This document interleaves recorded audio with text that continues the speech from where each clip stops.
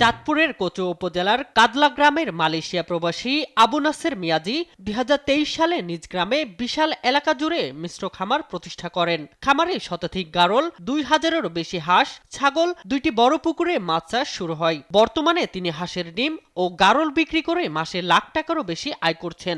হাঁসে আর গারলে মিলে বারিশ প্রতি মাসে আমার ১.৫-২ লাখ টাকা থাকে, খরচ বরচ যায়। লোক কাজ করে, ফার্মে আছে প্রায় ৮ জনের মতো কাজ করে। বর্তমানে খামারে নিয়মিত কাজ করছেন ১০ থেকে ১২ জন শ্রমিক। নিয়মিত বেতন ও হাজিরায় কাজ করে পরিবার নিয়ে ভালোই দিন কাটছে তাদের। এখানে প্রজেক্টটা হওয়াতে আমরা এখানে এলাকার মানুষ যা আছে আমরা কাজ কাম পাইতে আছি, আমাদের বেতন দিতে আছে আমাদের।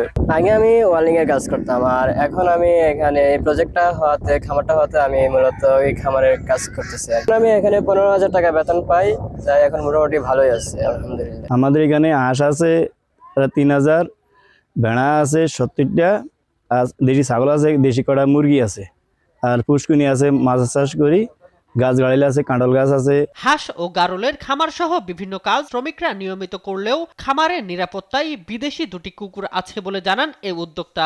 নিরাপত্তার জন্য আমার কোনো নিরাপত্তা কর্মী নেই।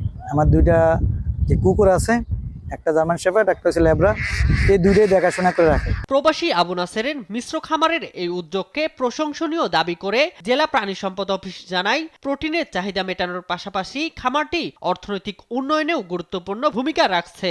তো এটা একটা প্রশংসনীয় উদ্যোগ, এটা নতুন উদ্যোগ, উনি একটা ভালো কাজ করতেছে এবং এটা মানুষ এই কার্যক্রম দেখে অনেক উৎসাহিত হবে এবং তরুণ সমাজ এটা আরো উদ্বুদ্ধ হলে আমাদের আত্মকর্মসংস্থান ও বেকারত্ব দূর হবে। তরুণদের জন্য বহুমুখী উৎপাদন ও কর্মসংস্থানের দৃষ্টান্ত হিসেবে প্রবাসী আবু নাসের মিয়াজির খামারটি হতে পারে প্রকৃত উদাহরণ, এমনটাই মনে করছেন সচেতন মহল।